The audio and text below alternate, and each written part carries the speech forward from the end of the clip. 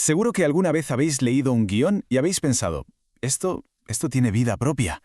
Pues bien, hoy vamos a meternos de lleno en una idea que a mí me parece fascinante, la de que cada guión tiene en realidad dos tipos de respiración. Y son esas dos respiraciones las que marcan su ritmo, su alma y bueno, al final, que funcione o no.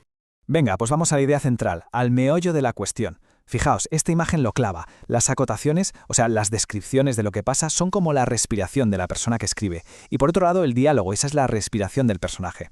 ¿Y dónde está la magia? Pues justo ahí, en el equilibrio, en la armonía entre esas dos respiraciones. Ese es el gran secreto. Pero claro, a ver, ¿qué significa eso de que un guión respire? Porque, ojo, no es solo una forma bonita de hablar, no es pura poesía. Es que es una herramienta súper práctica para entender las dos fuerzas que de verdad mueven la historia en el papel, y que luego, claro, la moverán en la pantalla. Bueno, pues vamos a empezar por el principio. Vamos a desmenuzar estas dos respiraciones porque son, de verdad, las que al final nos dicen si un guión es bueno o no.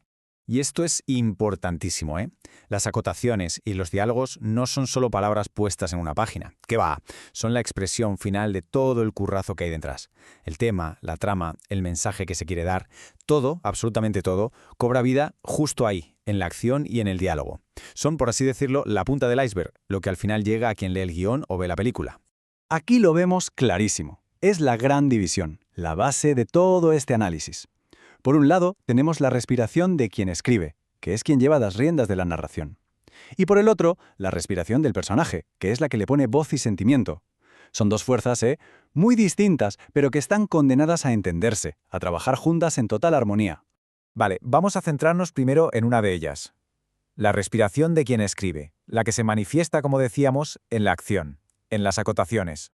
A ver, las acotaciones son muchísimo más que poner entra por la puerta o coge el teléfono. No.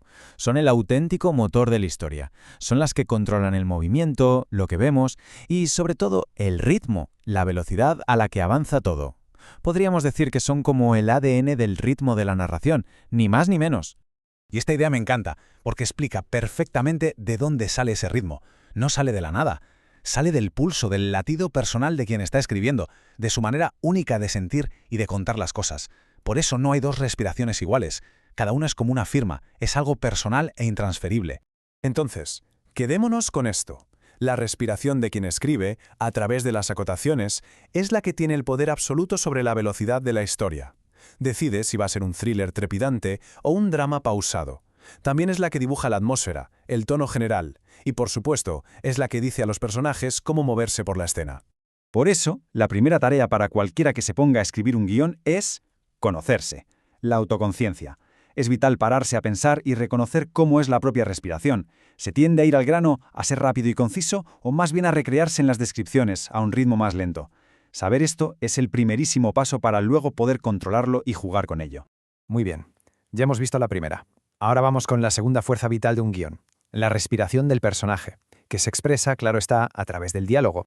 Fijaos en el contraste. Si las acotaciones eran el motor del ritmo, el diálogo es el pincel que dibuja las emociones. Es la herramienta clave para construir todo el paisaje emocional de los personajes. Y claro, para que ese paisaje llegue a quien lo lee o lo ve. Pero lo más interesante del diálogo para mí es su inmediatez. Su función principal es esa, contarnos cómo está el personaje por dentro. Pero ahora mismo, en este preciso instante, ¿qué está sintiendo? ¿Qué le pasa por la cabeza? El diálogo es como una ventana directa a su psicología del momento. Y aquí viene la regla de oro, la más importante de todas. El diálogo no puede sonar a la persona que escribe, jamás. Tiene que nacer de la propia respiración del personaje que habla. Debe sentirse auténtico, real para ese personaje, con su ritmo particular, sus palabras, su forma de hablar. Vale, ya hemos visto las dos respiraciones por separado, la de quien escribe y la del personaje. Ahora viene lo bueno, vamos a juntarlas para encontrar el verdadero secreto de un guión redondo, el equilibrio. Volvemos a la imagen del principio porque de verdad es que lo resume todo a la perfección. El objetivo no es que una respiración se coma a la otra, para nada. Se trata de encontrar esa danza, esa armonía perfecta entre la voz que narra y la voz del personaje. Al final del día, la tarea más difícil y más importante para un guionista es precisamente esa, mantener ese equilibrio a veces súper delicado entre su propia respiración, la de la acción, y la de sus personajes, la del diálogo. Cuando esas dos fuerzas consiguen bailar juntas en armonía, es cuando el guión, de repente, cobra vida de verdad. Y todo esto, claro, nos lleva a una última reflexión. Así que os dejo con esta pregunta, que sirve tanto para quien escribe como para quien lee guiones con un poco de ojo crítico. En una historia, ¿qué respiración tiene más fuerza?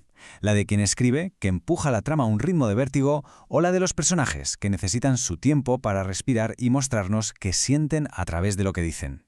Pararse a pensar en esto de verdad puede cambiar por completo la manera de analizar y de construir una historia.